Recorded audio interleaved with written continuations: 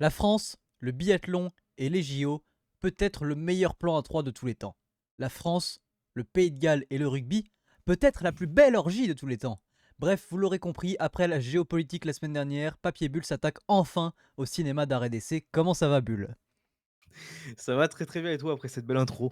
Eh bah écoute, j'ai regardé pas mal de films intéressants ce week-end. Il y a eu du sport en chambre et pas que. Enfin voilà, je dirais c'était une semaine sportive. Comme toutes les semaines, vu que c'est de ça qu'on parle globalement ici, finalement. Ouais. Mais oui, oui, très bon week-end. Alors, disclaimer, je vous le dis tout de suite, même si j'ai rattrapé beaucoup de choses, je n'étais pas dispo ce week-end pour tout regarder, même si j'ai beaucoup rattrapé, parce que votre serviteur ici présent était à Disneyland pour ne pas changer les choses. Ah, Voilà. Donc ici, mais je serai là. Je serai là, carré, tout va bien. yes, Tout va bien. cache pistache, cache Cache pistache. cache pistache. J'ai dit ça toute la semaine, ça me fait trop rire de dire cache pistache. Nickel. Je pense, je sais compte, je dis ça maintenant, que tu pourrais juste baisser légèrement l'angle de ta caméra. D'accord, on fait ça en direct, on n'est pas non Ouais, bah, bien plus sûr, pas de souci quoi. Ouais, c'est bien. Ah non, encore un peu plus, vas-y. Un tout petit peu. Heu, Pas mal, c'est bien. C'est bien là. Ta tête est un peu plus centrée, ça me va mieux. Vous voyez en direct, comment ça se passe, sur les grands plateaux de cinéma. exactement, c'est les coulisses de Voilà. toute façon. Bon allez, on va attaquer tout de suite dans le vif du sujet et vous le savez très bien en ce moment, c'est les JO et donc on va en parler bien sûr sur Papier Bulle, on peut pas passer à côté. Et vous voyez ce Évidemment. magnifique tableau des 10 premières places au classement et ce magnifique cette magnifique pardon, 6e place pour la France pour l'instant, qui est une place plutôt agréable avec pas mal de résultats. Je te laisse annoncer la plupart des résultats de l'équipe de France sur ces JO de Milano Cortina en Italie. C'est ça. Effectivement, donc on a, sur, nos si je ne me trompe pas, 15 médailles. On Exactement. a, énormément de médailles qui viennent du biathlon. On en a, 8, c'est ça 8, mais 7 en plus par rapport à la semaine dernière. On va parler seulement des nouvelles médailles donc. On va commencer donc comme je vous l'ai dit par le biathlon. Par rapport à la semaine dernière, on a eu 2 médailles d'or en plus. Donc en plus du relais mixte, on a eu l'individuel pour Jules Simon et le sprint pour Quentin Fillon-Maillet. Malheureusement, pas de médaille d'or sur les poursuites, pas de médaille d'or pour le sprint femme ni pour l'individuel homme. Mais quand même de bonnes perfs parce qu'on a 3 médailles d'argent. Sur l'individuel, on en a 2, Éric Perrault et Jean Monod, et sur le sprint, on en a une avec, Océane Michelon, et en médaille de bronze, pardon, on en a une en sprint pour Lou Jean Monod et une en poursuite pour Émilien, Jacquelin. La seule épreuve où on n'a pas eu de médaille, c'est en poursuite femme. C'est tellement dommage Parce qu'on fait 4 et 5. parce qu'en plus on fait 4 et 5, donc ça, Ouais. c'est tellement dommage. Mais sinon, pour l'instant, le biathlon, on a des médailles partout. Quasiment du coup, sauf en poursuite comme je vous l'ai dit. Il reste 4 courses, 2 mass start, donc hommes et femmes, et 2 relais hommes et femmes. On va bien voir ce que ça va donner, mais il y a de fortes chances que, les relais, normalement, on s'en sorte avec une médaille. Au moins, les relais et les mass start, vas-y, c'est possible aussi, quoi. En fait, Donc on verra pour la suite, mais oui? le seul truc qui est dommage, c'est qu'en fait, en soi, c'est vachement bien, mais qu'en fait, c'est dommage parce qu'en fait, sur chaque course, tu te dis: «Ah, il manque pas grand-chose pour que ce soit mieux», en fait. Genre, c'est vraiment le Ouais. résultat évidemment bien, mais t'as quand même l'impression qu'on passe à côté de: «Ah, ça pourrait au lieu d'être bien, ça pourrait être exceptionnel» Bah, pour moi, là, on est à 8, on pourrait être à 10 déjà au minimum, et on pourrait être à plus je d'or pense. surtout. Et on pourrait être, ouais, oui, oui, bien sûr, on pourrait être à plus d'or aussi, ouais. Donc ouais, c'est vrai que c'est un peu dommage, mais déjà, c'est, la plus grosse, moisson, on va dire, pour les biathlètes, aux JO. On n'a jamais eu autant de médailles aux JO dans le biathlon. On en a 8, c'était 7 le précédent record, et il nous reste 4 courses encore. Donc on peut vraiment faire un record de malade mental et prouver qu'on est bien la meilleure, équipe, hommes et femmes confondus, pour le biathlon, en tout cas. Ouais, parce qu'en fait, c'est Donc ça qui nous nique, c'est que par contre les hommes, enfin les Norvégiens, mais on va dire surtout en vrai, j'ai perdu son nom, mais surtout, chez les hommes, le Norvégien, du pas Poton, mais il y en a plein oui, en vrai. oui, oui, oui, mais Button, il est il est dans une forme, enfin, ouais, la grid aussi, mais ouais, les 2 là, ils sont Button, il a fait qu'une médaille d'or et ah c'est ouais? tout. Lagrade, ouais, ouais, Lagrade, il a dû faire une argent, 3, 2 ou 3 bronzes quand même, donc il a quand même pris des médailles, tu vois? Ah ouais, beh, on les voit beaucoup, je trouve, tu vois? Après, on a d'autres mecs qui sont là, j'ai, la «surprise» entre guillemets, mais du finlandais, alors je sais pas si même pas s'il fait de médaille, mais il fait quand même des très bonnes courses, là, le finlandais, Iden Salo, Salo, ouais. ouais. Voilà, Ponso Lima, un truc comme ça là, chez la Suède, Consiglioma. ouais, c'est ce que j'ai dit, ouais. Je qui Ouais, fait des ouais, bonnes ouais. courses aussi, donc voilà, c'est globalement, c'est les mêmes mecs qui tournent un peu, en boucle quand même, quoi. Oui. Et la Suède commence à revenir, ce qui se disait aussi, pendant les courses, Marie Dorin le disait, bah, en tant qu'ancienne biathlète, elle sait ce qu'elle dit et tout ça, mais les Suédois ont ça s'est vu, Suédois et Suédoises d'ailleurs, ont énormément de mal au début des JO, en biathlon, Mmh. notamment sur la glisse, ça se voyait et là, ça a l'air d'aller un peu mieux. Donc attention quand même aux Suédois et enfin surtout aux Suédoises, je pense. Mais en tout cas, ça revient en force. Preuve en est, la médaille d'or de Ponsiluoma sur la poursuite, quoi. En fait, nous, faut Voilà. qu'on fasse gaffe, enfin, j'ai l'impression que c'est enfin, le truc, c'est qu'on n'est pas mauvais du tout, c'est pas ça que je veux dire, mais là où on perd nos médailles, ça reste sur le tir quand même malgré tout, parce que sur les skis, on a quand même des mecs qui sont monstrueux et bah, tu vois, à l'image de Eric Perrault qui fait du coup cette deuxième place, en individuel, c'est-à-dire que le mec qui finit premier, il finit avec 0 faute. Eric Perrault, il finit juste derrière mais avec une faute et sur les autres courses, c'est un peu pareil, tu vois? On arrive à être très, très chaud et tu te dis que si on élimine les fautes au tir, mais encore une fois, une faute au tir, c'est rien en plus, enfin, genre c'est vraiment, genre, c'est très, très correct, mais juste, les mecs qui sont devant, ils font zéro faute, quoi, donc en fait, faudrait qu'on soit capable aussi de faire zéro faute à chaque fois. Bah, une faute au tir, c'est rien, sauf pour l'individuel, Oui, effectivement, comme tu disais pour Éric Perrault. Mais sinon, une faute au tir, c'est rien, effectivement, hein. Si tu fais un 19/20 et que quelqu'un d'autre fait un 20/20, mais que tu es meilleur en ski, sur les autres courses, comme une poursuite ou une Mastart où tu as 4 ça va. tirs, tu peux rattraper devant. Mais effectivement, sur un individuel, c'est beaucoup plus compliqué parce que tu as 1 minute à combler, déjà, de fautes et ensuite, tu as éventuellement l'écart au ski, Et oui.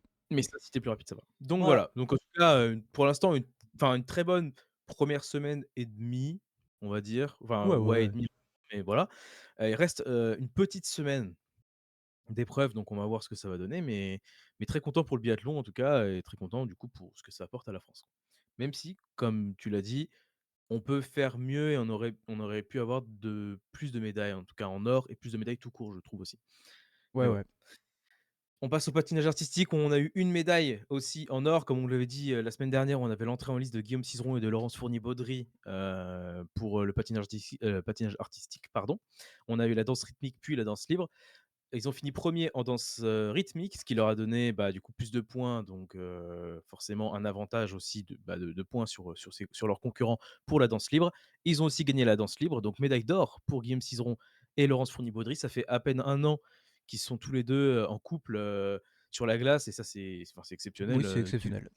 de réaliser ça, c'est exceptionnel en à peine 1 an. Donc Guillaume Cizeron, 3e médaille olympique, 2e médaille en or d'affilée.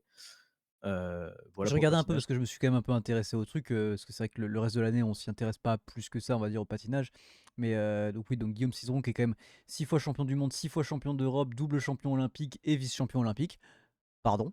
Et donc en fait, c'est surtout que en gros, quand ils ont commencé à patiner ensemble il y a 1 an, tout le monde était un peu pas serein, mais de se dire: «OK, ils vont faire des galas, ils vont faire des trucs comme ça, genre, ça va être tranquille, on va être bien pour les championnats d'Europe, ils seront pas là». OK, les mecs sont champions d'Europe et champions olympiques et je crois que les championnats du monde n'ont pas encore eu lieu, mais voilà quoi. Ouais, ouais, c'est très fort ce qu'ils font, tous les 2 et puis non, ils sont très beaux à voir quand même patiner, mine de rien, c'est quand même joli, quoi. Même si on n'y connaît pas grand chose, ils Exactement. sont quand même jolis à voir. Non, mais c'est ça que je veux dire, c'est quand même Oui, beau, quoi. oui.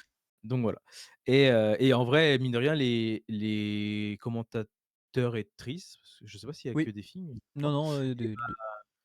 il y a les 2 et bah, ils nous font bien vivre la chose et ils sont assez clairs dans ce qu'ils expliquent, je trouve ça assez cool.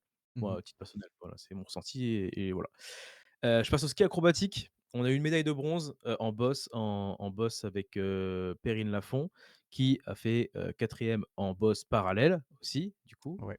Heu, Perrine Lafont qui pensait ne pas jouer les Jeux, plus tôt dans l'année puisque enfin plus à la fin 2025 disons, parce qu'elle sortait d'une grosse blessure et cetera. Elle a quand même fait les Jeux, elle a quand même eu une médaille de bronze. Elle était dégoûtée de ne pas avoir eu la médaille de bronze, en parallèle, en bosse parallèle, que je peux entendre aussi, parce que bon, de ce qu'elle disait et cetera, elle perd d'1 point sa petite finale avec, elle met quand même 1 seconde au ski à la deuxième. Après bon, il y a des points de style effectivement, mais elle l'a dit 60 de la note, ça correspond au ski, donc c'est quand même bien dommage, de finir derrière, mais bon, Ouais. écoutez, ça c'est on va dire que c'est le «malheur» entre guillemets des sports, à juge. On l'a Des sports déjà à juge. dit, mais après, après en fait, si, enfin ça reste un sport, en fait le truc, ouais, c'est que ça reste un sport un petit peu acrobatique pour le coup, donc Donc en fait, tu as qui seront dégoûtés que voilà, il y ait pas assez de points sur le ski, pas assez de points sur l'acrobatie. Écoute, c'est comme le biathlon où c'est un sport de tir et de ski, bah écoute,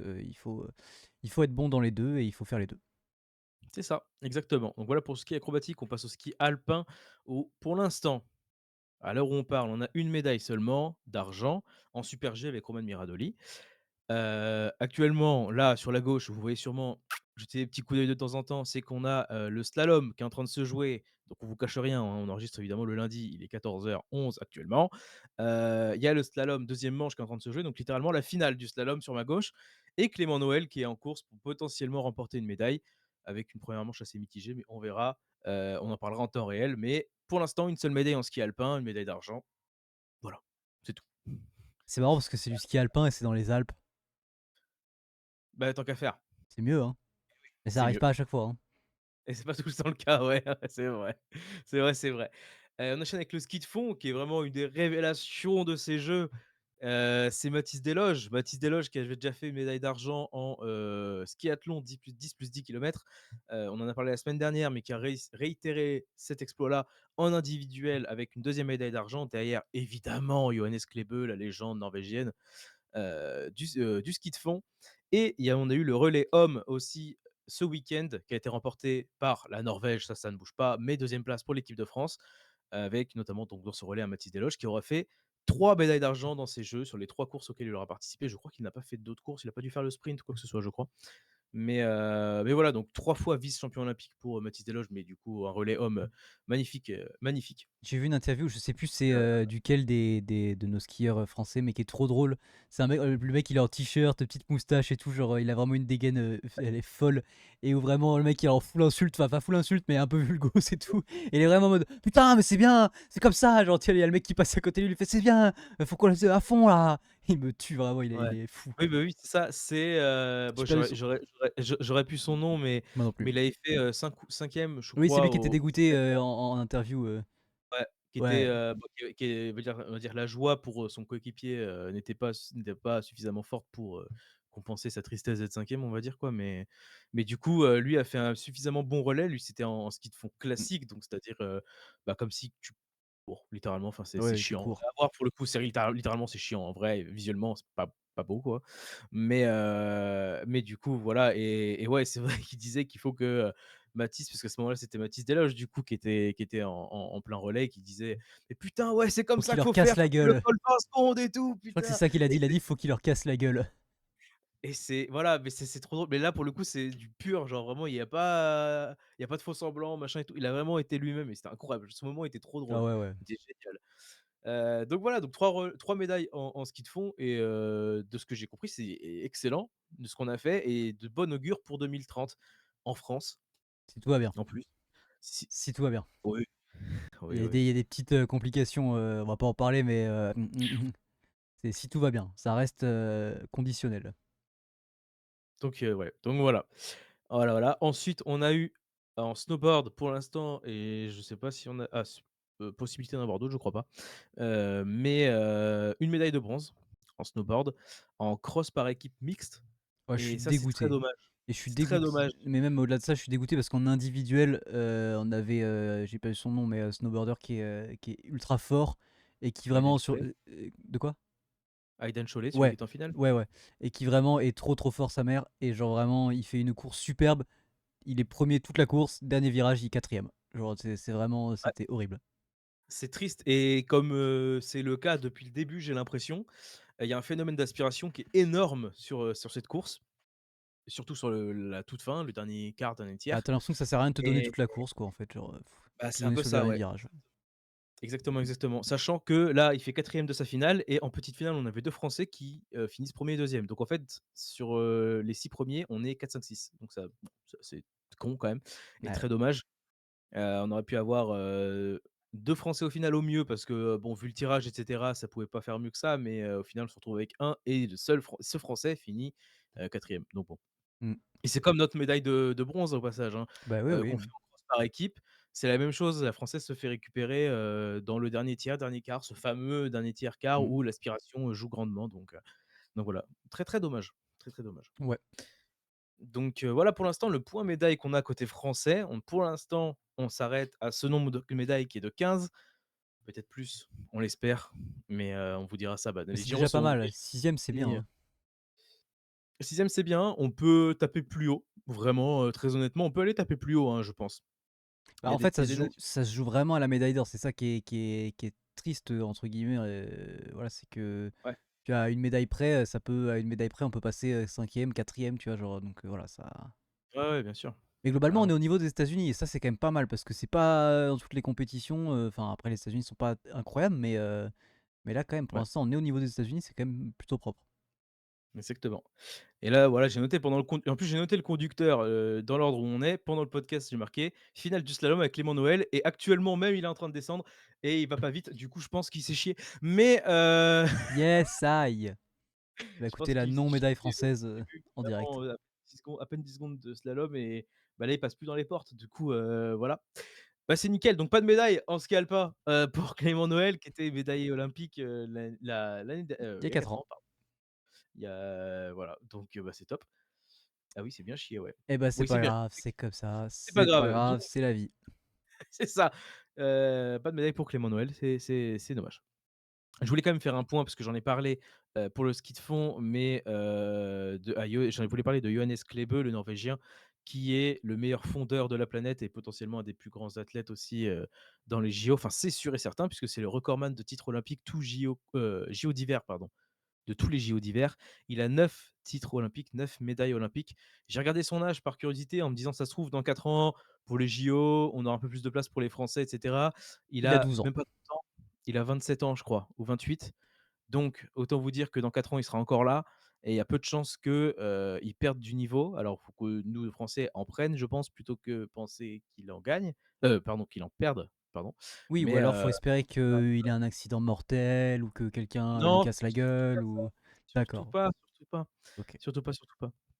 Donc voilà, donc bah, important de le signaler puisque c'est quand même, c'est quand même, un événement historique quoi, et Johannes Klebe qui est trop fort d'ailleurs, ce qu'ils te font, il est injouable. Donc voilà pour les JO. Magnifique, passons tout de suite un peu sur du sport en vrac comme c'est indiqué en haut de votre écran. Je détaille tous les mots. Voilà, une phrase avec beaucoup de coupures. Heu, oh la vache. Donc sport en vrac, on va passer rapidement sur les 2 dernières Formule 1 qu'on n'avait pas encore vues jusqu'à présent, en commençant par cette magnifique bon vous voyez c'est un peu flou mais c'est pas grave, cette magnifique Aston Martin qui change énormément des années précédentes, c'est à peu près la même. À peu Voilà. près! À peu près, il y a un peu plus de noir. Hey, Voilà. génial! Ouais, Gé ouais, c'est du carbone quoi. Non mais a ah oui, alors en fait, elle est très jolie parce qu'il y a qu'une seule couleur et que cette couleur est enfin même il y a une petite liserée jaune-vert là et que la couleur moi je la trouve exceptionnelle. Hem, je ne saurais que c'est dur à noter, elle est très jolie. ouais, bah, la couleur est très jolie en effet. Par contre, voilà, effectivement, par rapport à l'année dernière, c'est pas non plus, bah, c'est la même chose, quoi. Enfin, il y a Ouais, quelques ouais, changements, c'est évident, mais globalement, il y a pas un changement suffisamment, important pour, être noté, quoi. bah, c'est ça. Donc voilà, elle est jolie, parce qu'elle est jolie, je mettrais 5 ou 6, 5,5, allez, entre les 2, parce que la couleur est très belle. Moi je vais mettre 6 aussi parce que voilà, Derrière, je on sais juge pas quand même quoi. la jolitance et elle est jolie. Bien sûr, la jolie Voilà, tense, la fameuse. la fameuse jolitance et on se termine avec cette magnifique, sublissime, pas du tout, McLaren. Elle est pas horrible évidemment, mais elle est excessivement simple et Ouais, bah, vous le voyez peut-être pas très bien ici, mais il y a 2 carrés bleu-vert absolument dégueulasses et je peux vous jurer que sur les vues cockpit, ça va être une horreur.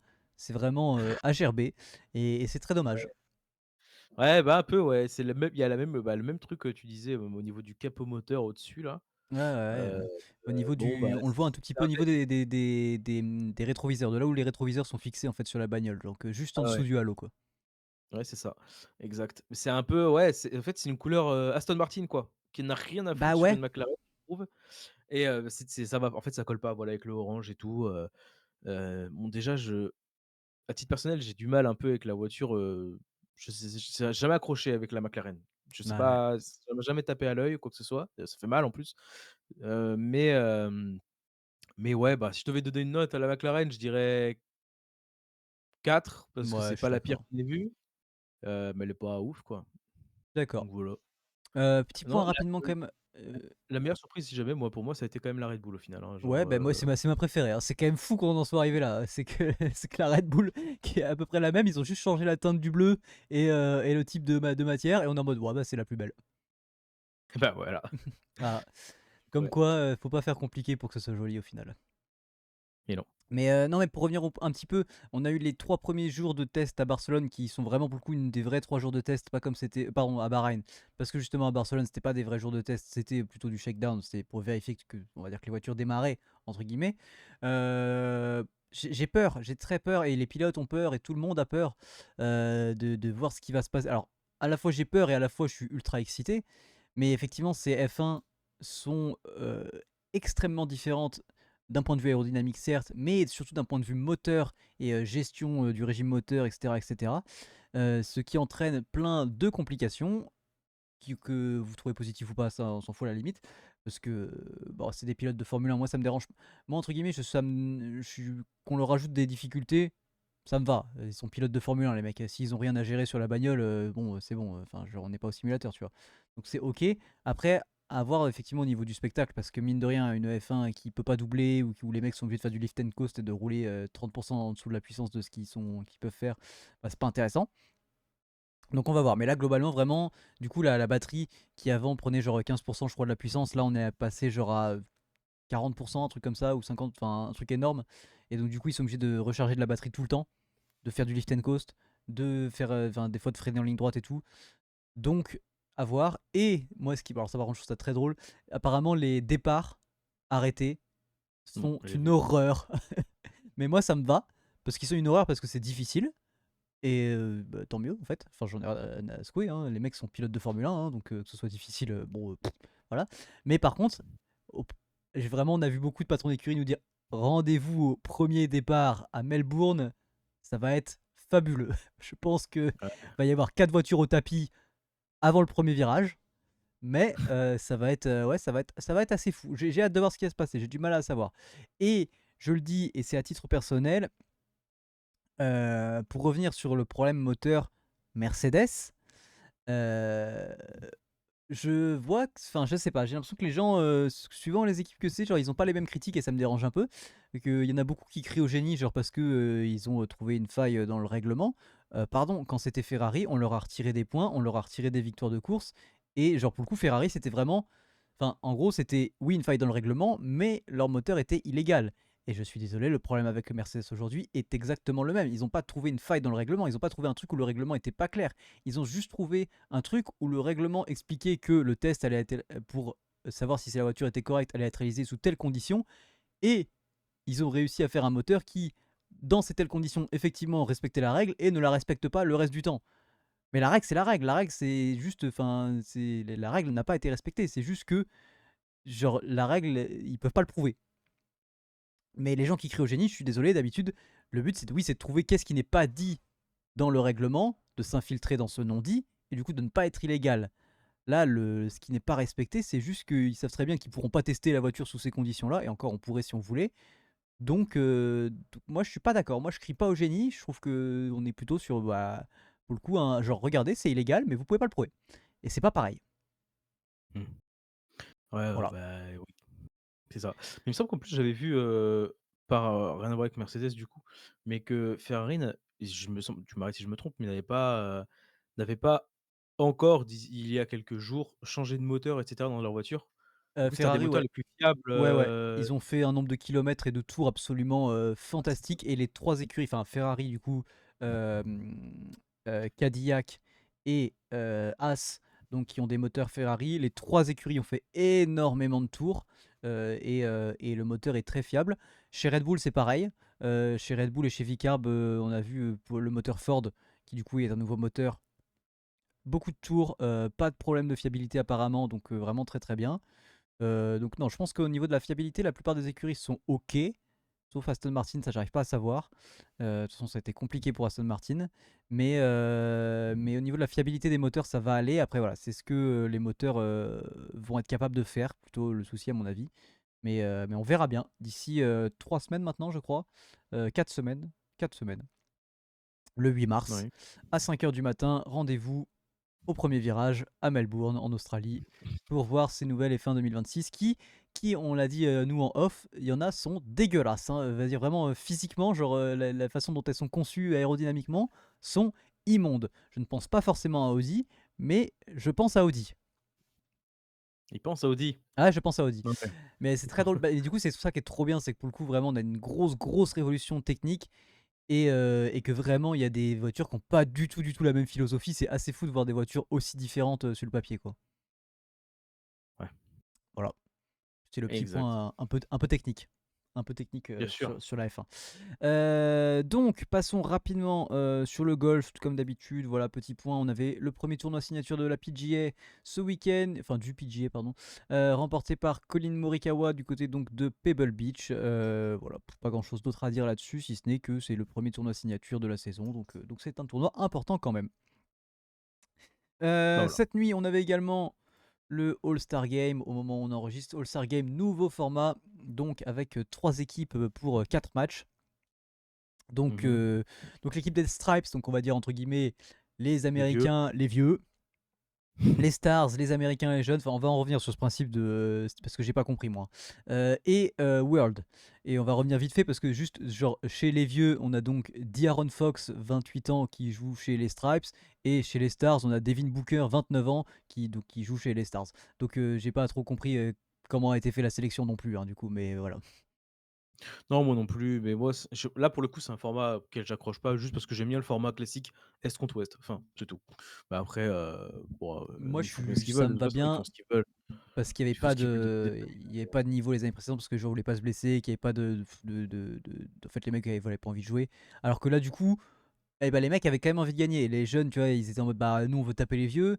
Le World était en mode bah nous on veut montrer que l'Europe aujourd'hui, enfin World mais du coup globalement Europe, on peut taper les US. Donc là au moins ça rajoute de l'enjeu. Et du coup voilà, à chaque match on voit des mecs quand même qui s'envoient un peu, enfin et alors pas tous mais il y en a qui défendent. Il y a eu des contres, il y a eu des rebonds, enfin voilà, des rebonds offensifs, défensifs, c'est ce qui n'arrive pas dans les All-Star Games. Il n'y a pas eu tant de alley-oop que ça, donc non, non, ça, au moins ça a joué un petit peu. Et puis voilà, puis la victoire donc des stars au final de ces jeunes donc et donc Anthony Edwards qui a été bon, très fort, mais Anthony Edwards il avait la niaque et malheureusement Oui, deux très gros matchs de Wemby, mais ça perd 2 fois, hein, une fois de 2 points, une fois de 3 points, hein. Donc c'est ouais. bien dommage pour nos amis World, mais moi je trouvais ça cool, ça rajoutait de l'enjeu, au moins les mecs avaient un peu plus envie de jouer, voilà, c'était ça le but et ça a plutôt bien marché. Ouais, ouais, bah, ils avaient plus envie de jouer aussi parce que, bah, t'as le comment dire? L'aspect de tu joues qu'en réalité, si tu joues le max des matchs, tu joues 3 quarts temps. Donc au lieu de 4 déjà en temps normal, même si tu joues pas, 4 quarts temps quand tu es All-Star Game parce que ça tourne tout le temps et tout Ouais, ouais. machin, mais voilà, donc tu as ça aussi et effectivement, ouais, pour en revenir, à Wemby et au Team World, on voit à la fin du premier match sa réaction quand, je crois que c'est 4 en plus qui lâche, je sais plus qui marque le panier victorieux, enfin, à la limite, c'est pas grave, on s'en fout, Ouais, mais ouais. je veux dire, il lâche pour aller aider dans la raquette, sauf que, bah, il leur manquait 3 points aux Stars, c'était et du coup, il se retrouve tout seul à 3 points, son adversaire à 4 et il marque, normal et Wemby, il est énervé en mode: «Mais putain, en mode, pourquoi tu le lâches alors qu'en vrai, on peut prendre un 2 points, on s'en fout, genre, Ouais, comme ça, on ouais. perd pas». C'était en prolongue, c'était le premier à 5 points et là, il leur manquait 3 points et du coup, bah, ça prouve en fait qu'il était, en fait, il était pas là pour, jouer en mode: «Oh trop bien, c'est le All-Star Game, cool». Il est en mode: «Ouais, Ah c'est cool, ben mais j'ai envie de gagner, quoi» déjà, au bout de et 4 minutes, il c'est était à 11 points, 6 rebonds, 3 contre, hein, au bout de ah 4 ouais, minutes. Donc j'étais en mode: «OK, le mec est monstrueusement chaud, il est là quoi». pour jouer. Ouais, Il ouais, est là donc pour jouer et ça fait plaisir. Ça s'est ressenti. Alors ça s'est ressenti que c'était un match All-Star Game quand même, mais par rapport aux autres All-Star Games précédents et ça, on peut compter ça se compte sur des années, vraiment et bah, au moins là, on a eu un vrai match, quoi. Enfin des ouais, vrais les matchs. mecs ont joué, quoi. Puis le fait, voilà, qu'il y ait 3 matchs, c'est-à-dire que tu 3 fois de l'enjeu et tout, tu vois? Genre, c'est bien, genre, ça évite qu'au bout d'un moment, Ouais, quand il y a 40 points d'écart, tu sais, tu arrivé à des points où tu avais genre 212 à 160, tu es en mode: «Bon, bah, on s'en fout, quoi». Donc là, ouais, voilà, au c'est moins ça. les mecs veulent jouer, donc c'était cool. Et les vieux se sont fait botter le cul par les jeunes, voilà, sur le dernier match. Moi, ça me va très bien. Voilà, Ouais. c'est mon avis et ressenti personnel à moi-même. Exactement, tout ça. Voilà. On s'enchaîne tout de suite avec évidemment le 6 nations et je vois que je ne je fais la scène en direct, hein, vraiment, vous voyez les trucs sont pas Nickel. bien c'est fantastique ce qui se passe ici. Voilà, vous voyez les scores comme ça la scène sera mais alors cette scène est magnifique, hein, du coup. Voilà, c'est les joies du direct. Pas du tout en plus, on n'est pas en direct. Mais vous avez compris. On avait Oui. donc nos 3 matchs de la deuxième journée, à commencer par Irlande-Italie. L'Irlande qui peut s'estimer heureuse de finir à 20-13, qui n'a pas montré grand-chose, alors que l'Italie en face avait la niaque. Oui. Un essai refusé pour un en avant qui peut faire débat. Moi, je bon, en fait, j'ai l'impression qu'on a le même débat à chaque fois qu'on parle de rugby. C'est-à-dire que la règle pour le en avant, elle est censée être devenue claire. C'est-à-dire que si les mains vont vers l'arrière, mais que le ballon va vers l'avant, bah, il y a pas en avant. Bon, apparemment, c'est toujours, ouvert à débat. Après, c'est aussi difficile de juger de c'est quoi l'angle à partir duquel les mains vont vers l'arrière ou vers l'avant, enfin, où c'est à plat, c'est tellement enfin voilà. Donc je pense que peut-être d'autres arbitres auraient dit qu'il y avait pas en avant. Là, l'arbitre féminine du match, qui a bien arbitré en plus, enfin, en plus c'est pas, choquant mais voilà, c'était très bien. Heu a jugé que c'était en avant, donc pourquoi pas. Mais l'Irlande qui peut vraiment, serrer les fesses, voilà, ils auraient pu perdre contre cette équipe d'Italie qui fait vraiment plaisir à voir jouer.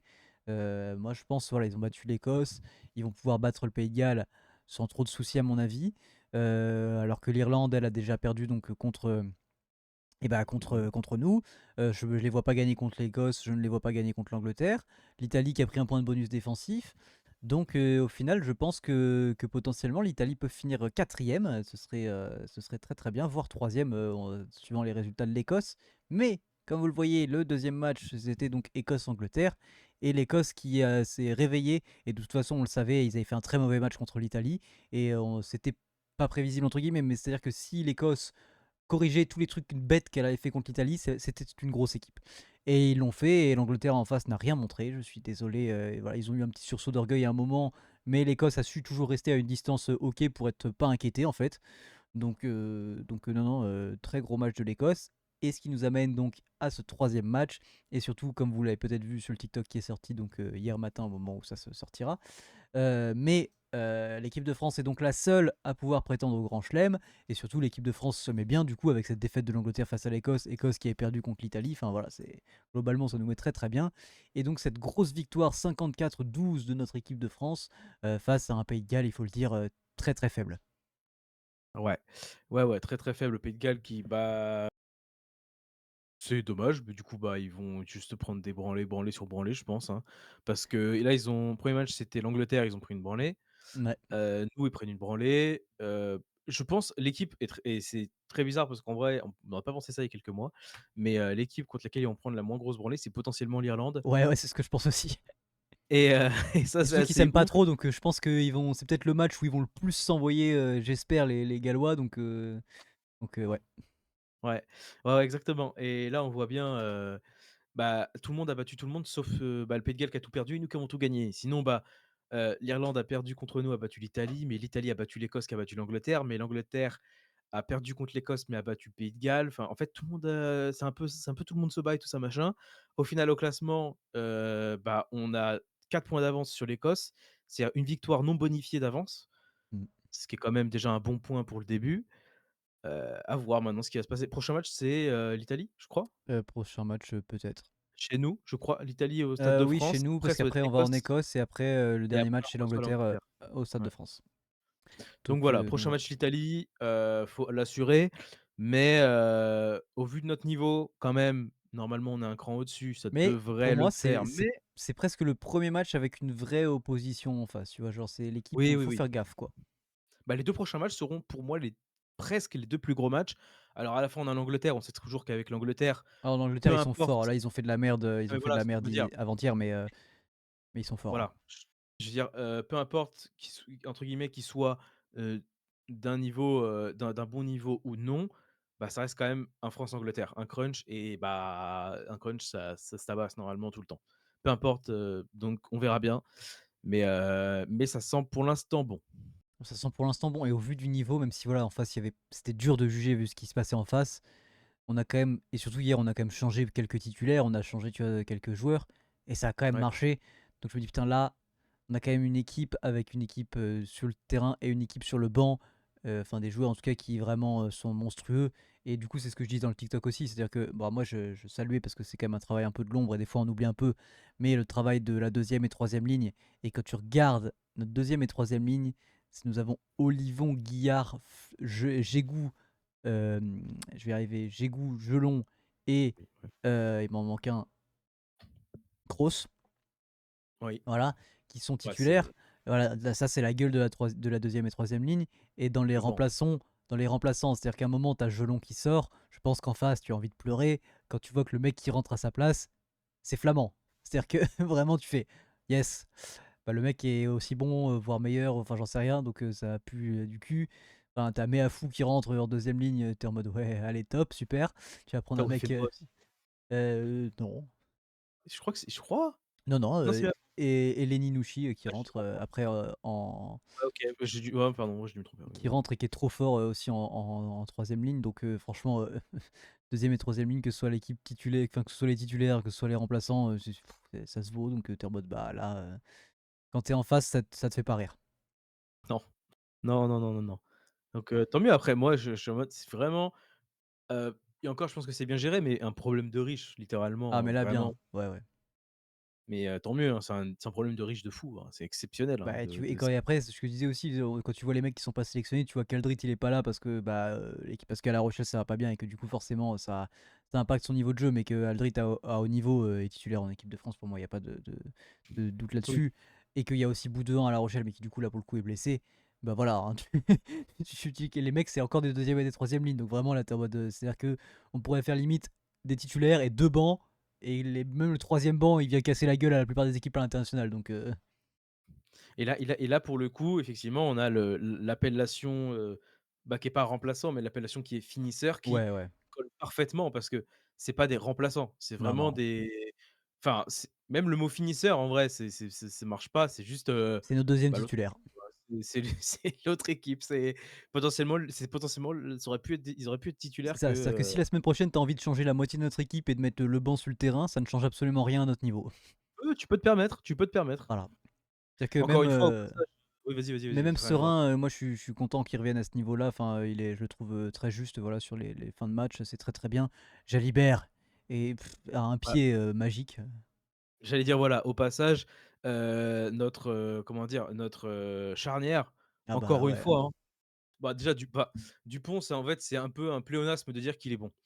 Donc en fait, Non mais ouais, ouais. c'est ouais, bah, Dupont, c'est Dupont. Jalibert, bah, c'est le comme ça suit sa saison, il est exceptionnel Il est exceptionnel. et voilà. Non, mais en fait, on se régale avec cette charnière et comme tu l'as dit, Jalibert a un pied de malade. Dupont, c'est au-delà du pied, c'est de la vision de jeu, c'est l'homme qui est incroyable, c'est Il y a une le action qui joueur. va pas au bout ou vraiment genre enfin, il y a même plusieurs actions où des fois je me demande où est passé le ballon. Je vois Dupont partir, je vois qu'il se fait plaquer, je me dis: «Bon bah, le ballon doit être au sol» et je vois que le ballon est dans les mains d'un autre mec et que ça continue d'avancer. Je fais: «Mais attends, mais à quel moment, je comprends même pas à quel moment le ballon a été transmis en fait». Genre vraiment à chaque fois je suis en mode: «Mais il s'est passé quoi?» Genre il y a que lui qui a Ouais, ouais. compris ce qu'il avait fait. Non, mais là, moi, j'ai envie de dire, c'est vraiment exceptionnel, Ah ouais. et au début, c'est vrai que enfin, moi, je me disais, toi, peut-être que du coup, tu comprenais un peu plus parce que tu suis un peu plus, mais je me disais le choix de pas prendre Penaud, par exemple, alors que je suis en mode même si effectivement, défensivement, c'est là que ça pêche pour Penaud, mais je veux dire offensivement, il est tellement important et bon que je me disais que, bah, tu le prends quand même. Il a même pas été appelé et au final, bah, on regarde Tissot-Bé, c'est exceptionnel. Bah, tu vois, C'est excep c'est moi la critique, hein, je mets des très gros guillemets, que j'avais fait sur le premier match où je l'avais trouvé bon, mais j'avais dit qu'il y avait eu des quelques mauvais choix, éventuellement aussi, des choses à soulever et que là ça n'a pas été le cas. Mais enfin, tu vois, genre il est pas monstrueux, enfin il est pas monstrueux en taille dans les airs. Enfin dans les airs on est fort, je trouve ça lunaire à quel point dans les airs, que ce soit Bielbiarré, Ramos ou lui, genre les mecs sur tous les duels on y est, tous les duels contestés on les gagne. Et ça je trouve ça ouais. exceptionnel. C'est ça. Alors évidemment, sans ternir le match et etc., la performance de nos Bleus, on a quand même affronté le Pays de Galles, qui est l'équipe la moins forte, donc forcément, potentiellement plus de trous, plus d'espace et cetera pour nous attaquer et faire ce qu'il faut faire parce qu'en face, défensivement, même offensivement, c'est pas le top. Mais je veux pas minimiser non plus ce qu'ils ont fait. Je veux pas, voilà, je veux pas dire que c'est parce qu'on a affronté une équipe faible qu'on a joué comme ça. Je me dis que potentiellement, on peut jouer comme ça contre tout le monde, en vrai. Ouais, Genre, même moi je suis si assez voilà, la d'accord. défense peut être meilleure et cetera, mais Mais voilà, je pense pas que ce soit Mais je lié au pense qu'on fait a que ce des soit solutions en pour, particulier. tu vois, le problème qui était sur la tournée de novembre, c'est qu'on on disait qu'on avait un jeu stéréotypé et qu'on trouvait pas de solution. C'est-à-dire que même là, effectivement, si contre une équipe faible, on a proposé plusieurs, mais même beaucoup, j'ai envie de dire, de solutions différentes offensivement. Ouais, Et donc je me dis que même contre une équipe qui va être forte défensivement ou même qui va être en place, tu vois, bah, on aura plein de solutions. C'est pas grave. Quand ça va, quand ça va taper fort devant, on va jouer au pied des petits par-dessus, on a de la vitesse, on a des mecs qui arrivent à s'infiltrer entre les lignes. Quand il va falloir que ce soit les gros qui accélèrent, quand il va falloir marquer des ballons portés, on va le faire. Quand il va falloir qu'il y ait des exploits individuels, on va le faire. Voilà, je trouve que tout ce qui a été, enfin, c'est le travail de Fabien Galtier et du staff de l'équipe de France pour moi qui est à saluer. On a fait une très mauvaise tournée de novembre. On a fait, voilà, c'était pas agréable à voir. J'ai dit que le jeu était stéréotypé, qu'on faisait tout le temps la même chose. Et bah franchement, il a pris des risques. Comme tu le disais, Damien Penaud dans les sélections, enfin pas de Gaël Ficou, pas d'Aldrit. Mais tout ce qui a noté, c'est qu'au final, bah, les risques, c'est des risques calculés. Et qu'au final, enfin voilà, là on a un jeu complet, aussi bien défensivement qu'offensivement. Et du coup, ouais, tu vois, bah, typiquement, justement, le fait d'avoir des gens comme Jalibert qui, du coup, se sont vraiment corrigés, en tout cas au niveau de la cohérence défensive, et bah, tu vois, ça gomme un peu les trucs de Damien Penaud, où tu en mode Damien Penaud est extrêmement fort, mais il crée des trous. Bah là, les mecs qui sont extrêmement forts comme Jalibert, en plus, ils créent pas de trous défensivement. Donc franchement, et même Mathis Sogbe, je l'ai vu faire des cuillères, je l'ai vu revenir faire des retours défensifs énormes. Donc en fait, voilà quoi, là, je la trouve extrêmement complète, cette équipe de France. c'est ça, exactement et oui, comme tu disais, on a une variété offensive. En fait, comment dire? Le fait qu'en 4 mois seulement, on est, presque entre guillemets «offensivement» le jour et la nuit entre la tournée de novembre Ouais, et le 6 Nations. Parce que, offensivement, on est capable de faire des ballons portés, des petits ballons par-dessus, des grandes transversales au pied, on va dire porter le ballon, mais pas en molle, mais je veux dire d'avancer avec le ballon, faire des passes et cetera, des accélérations, des «petits dribbles» entre guillemets. Enfin, en fait, on a tellement une palette qui est large sur ce 6 nations offensivement que vraiment c'est hyper impressionnant et de bon augure pour j'espère en tout cas au moins le 6 nations et on verra la suite après. Mais en tout cas, au moins pour ce 6 mhm. nations-là. Voilà. Comme tu le disais tout à l'heure, mais je trouve que la charnière, enfin, c'est dur de dire la charnière fait tout, mais enfin, tu vois la charnière qu'on avait au dernier, enfin, à la tournée de novembre, tu vois la charnière qu'on a là, tu vois le niveau qu'ils ont là les deux, bah, je trouve Ouais. que quand même que ça met quand même toute l'équipe dans l'avancée, quoi. Oui, oui, oui, bah, mine de rien, la charnière, effectivement, on ne fait pas tout, mais la charnière distribue. Donc en fait, Bah déjà, ouais, ouais. déjà Dupont en lui-même, il est partout. Il est à chaque fois là, au bon timing, au bon moment pour ressortir le ballon des rucks et éventuellement, il a juste enfin, des fois, il fait la passe à Jalibert qui lui redistribue encore après. Donc c'est en fait, non, on a une vision partout et pour le coup, ils sont trop bien et ensemble et ils matchent parfaitement, je trouve. Exactement. Donc voilà, de bon augure. Voilà. Exactement. Et bah écoutez, on a fini cette première partie entre guillemets avec le sport en vrac. Je me remets sur cette scène principale parce que c'est l'heure. Eh bien, c'est l'heure du jeu. Exactement, l'heure du jeu! Tu l'as dit, Je l'ai dit. c'est l'heure Je me souviens, c'était là. c'était là, j'étais là en J'étais plus. là. Eh ben ouais, ouais. On a parlé des JO au début, ça va être lié à ça. Yes, I. Ce jeu, l'intitulé du jeu est, les athlètes avec le plus de médailles d'or aux Jeux olympiques Oh, sur toute leur carrière confondue, ok. pas sur une seule olympiade, été et hiver confondus. Ok. Pour que ce soit un peu plus «simple» entre guillemets et que ce soit pas que l'hiver. J'essaie Parce de que réfléchir dans ma tête. j'ai essayé que hiver, j'ai fait: «Ouh là!» Ouais, ouais, ouais. J'ai Déjà. fait que hiver, c'est chaud. Là, les honnêtement, ça va. J'en Ok. j'en j'en j'en ai enlevé quelques-uns, qui ont 4 et 3 médailles d'or, parce que, les noms, moi, je ne les connais pas, donc les faire deviner, c'est compliqué et ensuite les années d'obtention des médailles. Ok. Voilà, Je je t'en parlerai après. vais essayer de faire ce que je peux. Je pense que je peux avoir quelques noms. Oui, Après, voilà, on verra. très honnêtement, oui. Ok.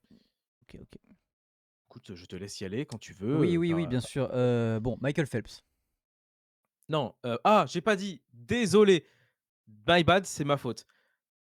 Français, désolé, Ah! français.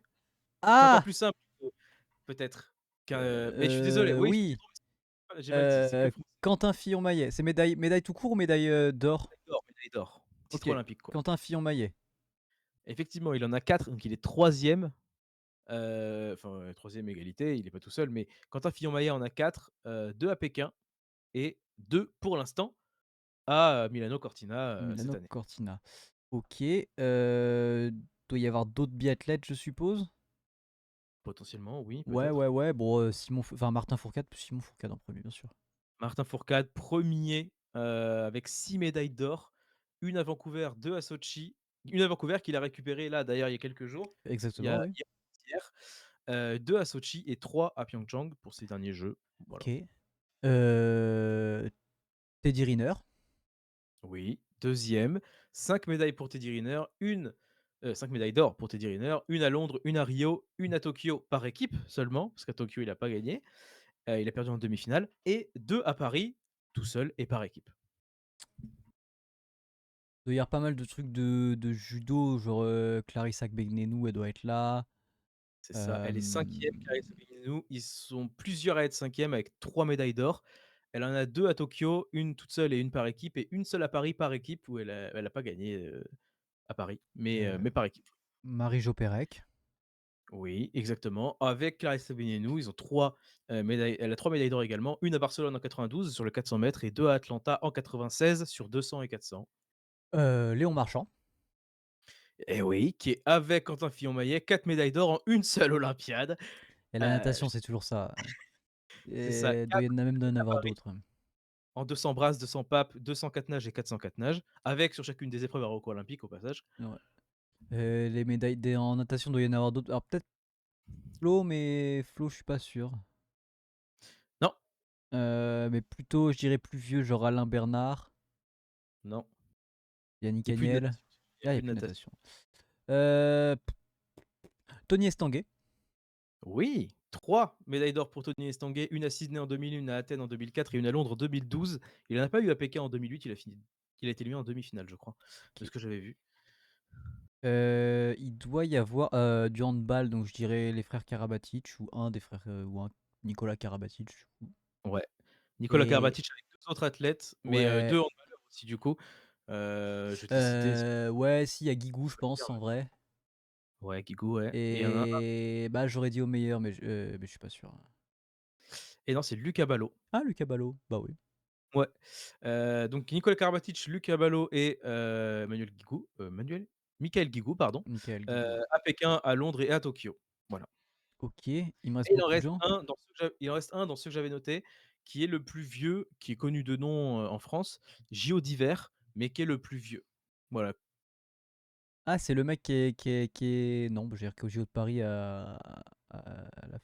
avait la flamme, qui était porte. Mmh, non, je crois pas, non, parce que c'était les JO d'été, et je pense pas Oui, que ce bah, soit rien à voir. des JO d'hiver Chi- qui le portent. Ouais, c'est possible. Bah, je pense que je l'aurais pas. Jamais il a gagné les 3 médailles d'or à Grenoble en 68. Ouais. Alors c'est très C'était vieux, juste avant ma naissance, putain. juste avant, ouais. Mais c'est alors oui, effectivement, c'est très vieux, mais tu le connais son nom, j'en suis persuadé. Michel. Son prénom c'est Jean-Claude, Jean-Claude Michel. Jean-Claude Killy. Oui, ça me Je sais pas dit, pourquoi ça Jean-Claude me, Killy. ça me dit quelque chose, mais après, je l'aurais jamais, au grand jamais Ouais, trouvé. je peux entendre, c'était le plus compliqué de tous. Jean-Claude Killy qui a 3 médailles d'or donc, les 3 à Grenoble en 68, en descente, en slalom géant et en slalom. Voilà. Et Bah, tu as tout eu bah, ce que j'avais noté. et bah, écoute, je me surprends moi-même. Voilà. Bah, c'est exceptionnel. Moi, les mentions, du coup, j'avais noté quand même mention spéciale parce qu'ils font partie du classement.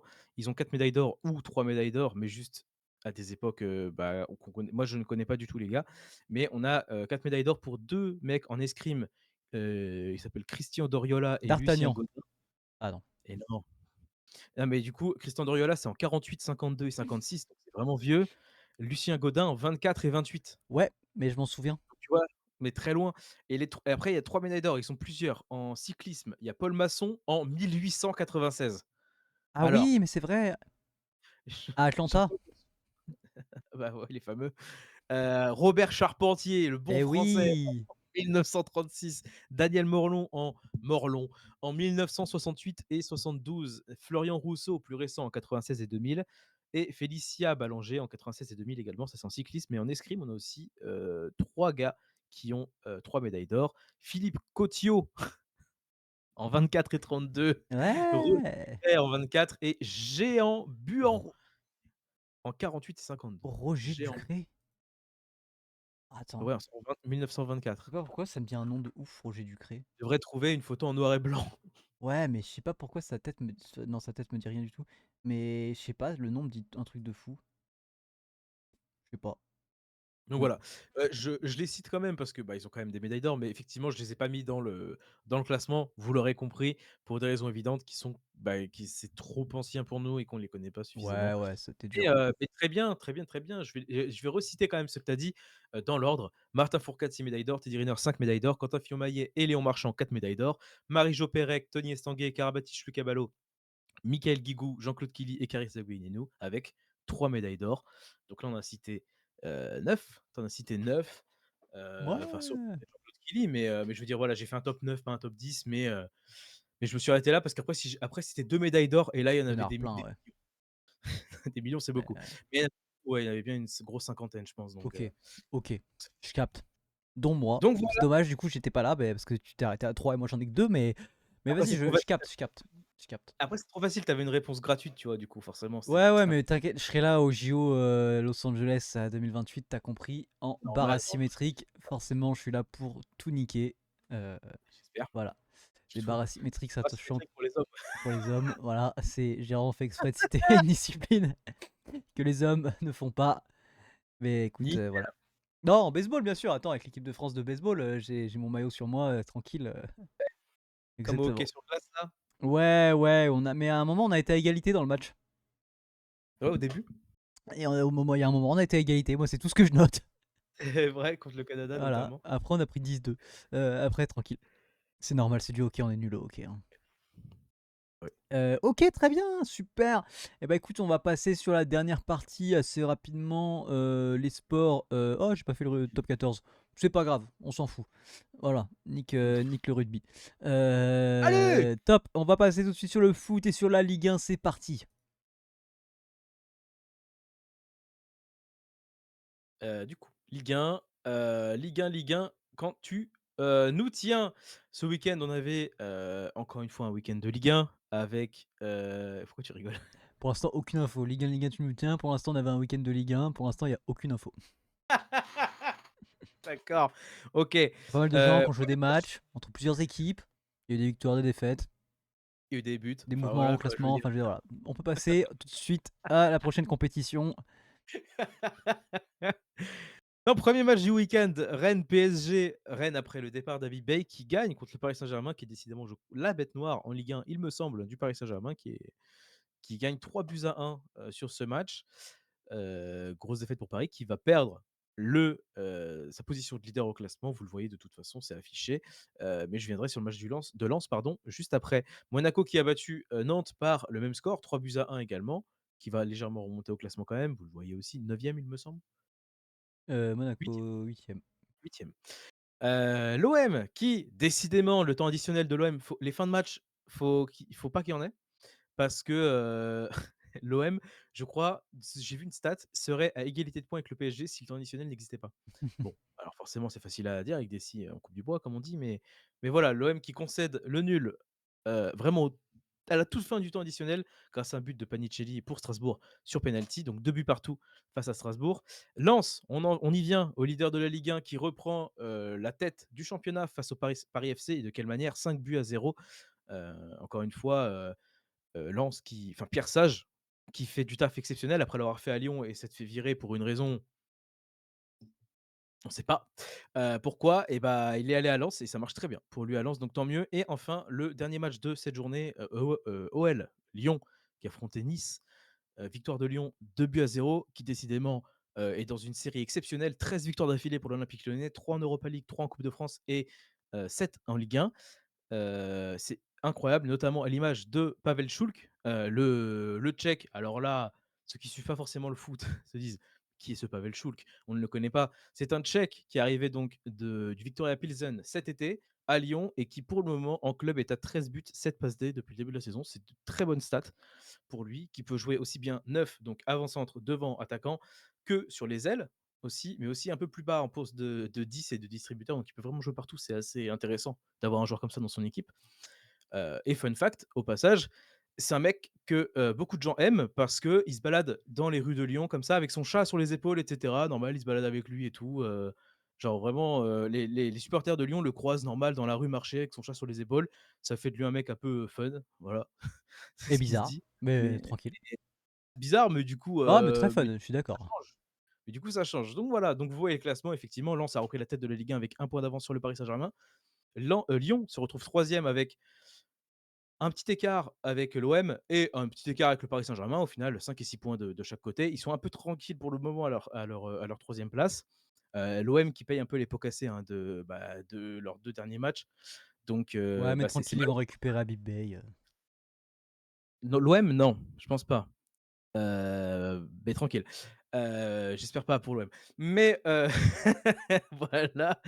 Et puis quoi, non, bah, voilà, en vrai, en termes de mouvement classement, il y a pas grand chose qui est intervenu, ce week-end, si ce n'est, bah, Rennes forcément qui en gagnant face au PSG, bah, remonte un peu au classement et puis se place tranquillement. C'est une grosse victoire un peu inattendue, je pense, pour Rennes, mais voilà, donc pour la Ligue 1, c'en est fini. Et bah tout de suite, vous le voyez, on passe à la première ligue de l'autre côté de la Manche, chez nos amis les Rose Beef. Exactement, nos amis les rose beef, les grands bretons, comme on les appelle. Exactement. 1 match du week-end, Chelsea-Leeds, de partout. Chelsea tenu en échec par Leeds, qui avait pourtant qui, il me semble, était quand même dans une bonne dynamique. Bah, tu perds 2 points face à Leeds, c'est un peu dommage. Pas de 5e de victoire, pas de 5e, la vache! Ouais, ouais, ouais. Pas de 5e victoire d'affilée pour Manchester United, qui était pourtant sur une très bonne lancée, mais qui concède le nul un partout Mais face à West West Ham. Ham, quoi, c'est catastrophique. Bah, c'est voilà, c'est exactement ce qu'on se disait, c'est, bah, West Ham 18e, on se disait en plus United dans une très, très bonne dynamique, pouvait potentiellement, faire quelque chose et pour ce match qui a eu lieu en semaine, qui a eu lieu il y a presque une semaine en réalité. Bon, bah, dommage. Voilà, j'ai rien de plus à dire en réalité. Manchester City qui gagne 3-0 face à Fulham, qui se place tranquillement. Aston Villa qui gagne 1-0 seulement face à Brighton, ça suffit. Très honnêtement, ça suffit amplement pour garder le contact, on va dire, avec Manchester City qui remonte aussi progressivement. On va voir juste après, sur Arsenal. Liverpool, Liverpool, qui est la première équipe de la saison à faire tomber Sunderland à domicile en championnat. Victoire 1-0 de Liverpool, face à Sunderland donc, qui remonte, mais doucement mais Doucement, sûrement, comme on dit. doucement mais sûrement. Doucement mais sûrement, mais À déjà c'est 3 une points de grosse la victoire. quatrième place. C'est ça, et 4e place qualificative, automatique pour la Ligue des Champions, Exactement. on rappelle pour l'APL et voilà, doucement mais sûrement pour Liverpool et surtout très bon résultat à Sunderland. Et enfin Arsenal, on en vient, qui concède le nul face à Brentford, un partout. Brentford qui est 7e quand même de Première Ligue. Mais du coup, bah, forcément l'écart entre Arsenal et ses poursuivants se réduit puisque, bah, et City et Aston Villa ont gagné, donc se rapprochent d'Arsenal et de la tête. Attention Arsenal à ne pas tomber dans la facilité. Voilà, c'est jamais fini et je sais plus la phrase que tu disais à chaque fois, mais Il va falloir être sérieux? il va falloir être sérieux. Ouais, c'est ça, Exactement, exactement. il va Il va falloir falloir être être sérieux sérieux. pour les Gunners. Exactement, donc voilà, Ah, les Gunners, on le sait tous très bien, ne vont pas gagner la PL. Les Gunners, c'est une équipe qui, même quand ils sont au top, même quand ils sont forts, vous verrez, ils sont capables de tout, du meilleur comme du pire, et souvent du pire. c'est bien malheureux, mais oui, c'est Ah, vrai. c'est triste à dire, mais oui. Donc voilà, on verra ce qui va se passer ce week-end, Eh bah, très pour la bien, très très bien. On a fait un point rapide sur le foot, mais c'est très bien. Exact Euh, oui, vas-y, je te laisse. voilà. Sur le foot, c'est très rapide puisqu'on est dans une semaine, de Ligue des Champions et d'Europa League, donc de Coupe d'Europe. On va parler que des matchs des équipes de France, des équipes françaises, mais pas que. En Ligue des Champions, on a les barrages allés qui ont lieu ce mardi à 21h, Monaco-PSG, donc bon, 2 équipes françaises. Une équipe française ira en huitième de finale. On verra laquelle des 2, mais en tout cas, match aller, à Louis II, à 21h, mardi, donc ce soir au moment où sort le podcast, et mercredi 21h, le match à suivre de ce mercredi, Bordeaux Inter Milan. Voilà, Et les voilà, Norvégiens on qui a hâte de voir Bodø en phase finale. on a hâte de voir Bordeaux, exactement en phase finale, ce serait exceptionnel surtout de battre l'Inter, et de se qualifier face à l'Inter, ce serait incroyable. Donc mercredi 21h, Bordeaux-Inter, et on passe à l'Europa League puisqu'on a Lille qui est en barrage face à l'Étoile Rouge de Belgrade, le jeudi à 21h. Donc on parlera des résultats la semaine prochaine évidemment. Les matchs retour, je crois, sont la semaine prochaine direct. Donc voilà, Très bien. vous aurez et les résultats et les bas et le programme. Donc voilà Très, pour très la bien. mi. Et bah, écoute, on va finir rapidement. Tu vas, nous parler un petit peu, je vois que tu l'as noté sur le conducteur, des, choses que tu as vues donc cette semaine. Exactement, cette semaine, j'ai vu, moi qui suis, un fan et qui suis énormément le catch. Je parle du catch américain, la WWE, et le roster principal, hein, donc voilà, je parle que de Raw et de SmackDown pour ceux qui connaissent un petit peu. Mais du coup, il y a une série sur Netflix qui est sortie depuis que le catch est sur Netflix qui s'appelle Unreal. Il y a eu 2 saisons jusque maintenant qui, une série qui traite les dessous du catch et cetera et du scénario. Donc effectivement, vous le savez très bien, le catch est scénarisé, ça c'est évident. Tu le regardes comme tu regarderais une série en temps normal. Donc voilà, il faut pas se dire que, c'est pas du sport parce que c'en est. En réalité, les mecs, les mecs et les meufs, pardon, sont, des putains d'athlètes de ouf, hein et pardon, tu le vois très bien et justement, il y a des blessures, beaucoup de blessures et c'est traité justement, cet aspect des blessures dans ce documentaire et cetera.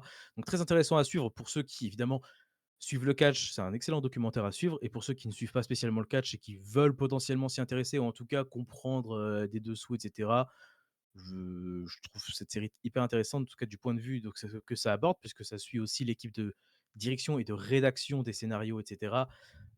Donc voilà, après je ne sais pas comment vendre, ou comment en parler un peu plus, mais en tout cas voilà, j'ai regardé les 2 saisons qui sont pas non plus excessivement longues, hein. C'est 2 saisons à 5 épisodes, à peu près, 50 minutes par épisode. C'est pas non plus, Mmh. excessivement long, mais voilà donc j'ai regardé ça cette semaine. J'ai regardé aussi, The Fall Guy pour la 87e fois à peu près, mais ça c'était comme ça dans le lit avant de m'endormir donc Un voyez-vous, classique. voilà quoi. Pour moi un classique effectivement. Très bien, très bien. De mon côté, tout aussi joyeux, pas du tout. J'ai regardé 2 films, récompensés aux Oscars, ces dernières années. Donc, j'ai commencé par Nomadland, avec Frances McDormand, je sais jamais comment on dit, de Chloé Zhao. Chloé Zhao qui est renommée cette année pour, Hamnet, il me semble. Et donc il y avait eu l'Oscar donc du meilleur film, meilleur réalisateur et meilleure actrice pour Frances McDormand en 2021, il me semble. Globalement, le pitch rapidement, est-ce que je peux trouver un petit pitch rapide parce que si c'est moi qui le fais, ça va être catastrophique. Hem, voilà, très bien ça. Ah, j'espère que vous allez pas avoir de son de la pub, ça serait mieux. Dans le doute, attendez, je vais peut-être mettre pause. Voilà, très bien. Donc après l'effondrement économique de la cité ouvrière du Nevada où elle vivait, Fern décide de prendre la route à bord de son van aménagé et d'adopter la vie de nomade des temps modernes. En rupture avec les standards de la société actuelle, de vrais nomades incarnent les camarades et menteurs de Fern et l'accompagnent dans sa découverte des vastes étendues de l'Ouest américain. C'est pas très joyeux. C'est pas très joyeux, mais c'est très bien joué et c'est un très joli film. On voit plein de jolis paysages et c'est assez émouvant. Donc c'était très très bien. Et j'ai enchaîné avec A Real Pain, qui est donc sorti l'année dernière, il me semble. Réalisé et écrit par Jesse Eisenberg et avec Jesse Eisenberg et Kieran Culkin. Kieran Culkin qui a eu l'Oscar du meilleur acteur dans un second rôle. Produit par Emma Stone, je vois, tiens, en partie aussi, et c'est très très bien. Donc il y a eu donc l'Oscar donc du meilleur acteur dans un second rôle. Et à la suite donc du décès de leur grand-mère, David et Benji, 2 cousins américains d'origine juive, se rendent en Pologne pour en apprendre davantage sur leur passé et leurs racines. Dès le début du récit, on constate un grand écart entre la personnalité de David et celle de son cousin. David est d'une nature introvertie et réservée, tandis que l'opposé Benji est un garçon extraverti, drôle et bavard. On suivra pendant le film l'évolution de leur relation, parfois conflictuelle et parfois fusionnelle, donc sur les traces donc de leur grand-mère juive, en Pologne. Pareil, très joyeux, hein, tout ça, Oui. visite de camp, ça Ah parle de oui, oui. suicide, que des choses vraiment, non, mais en vrai, je fais la blague parce que le film est pas du tout, triste. Le film est vraiment, enfin pas joyeux, mais vraiment, il y a quand même une note positive avec un fond, pas positif du tout évidemment. Mais le film était magnifique, j'ai adoré, c'était vraiment trop, trop bien. Et donc en français en plus, on a le droit, globalement les 2 personnages principaux, on les voit beaucoup, donc Jesse Eisenberg et Kieran Culkin, donc Donald Renew et Alexis Thomasian. Donc en VF, donc moi j'ai passé un très bon moment Oui, et bah, qui c'est sont 2 potes très dans l'original, quoi. exactement. Mais là pour le coup qui envoie, enfin il y a pas besoin d'envoyer des masses parce que c'est très, émouvant, c'est vraiment dans la retenue, mais c'était un très, très joli film, voilà. Eh bah, très bien. Et je crois qu'on a fini! Parfait! Très bien. Eh! J'étais dans le même état que la semaine dernière et je trouve que j'ai été, bien plus cohérent et intelligible sur la plupart des propos qu'on a eus. C'est vrai, c'est vrai. On n'a pas eu de moment trop d'absence, Non, non, non. Ça franchement, ça va. La semaine dernière qui était assez cata. la fin du podcast la semaine dernière était très drôle. C'est très, très, très drôle et du Bah, coup, on va voilà, on va voilà quoi! voilà, voilà, voilà. Donc on va essayer de pas faire pareil. Donc écoutez, je pense qu'on a fait le tour pour cette semaine. Moi, je vais vous dire donc à la semaine prochaine. On se retrouve comme d'habitude pour parler sport, cinéma, musique, un peu de tout ça et je vous laisse avec Bulle pour le mot de la fin. Effectivement, merci à tous de nous avoir, écoutés, de nous avoir regardés sur, YouTube pour ce quatrième podcast de, la saison. On se retrouve, comme l'a dit Papier, la semaine prochaine pour un nouvel épisode. Profitez de ces JO parce que ce sera, bah, dans 4 ans la fin. Voilà, on vous fait des bisous. C'était Papier, c'était Bulle.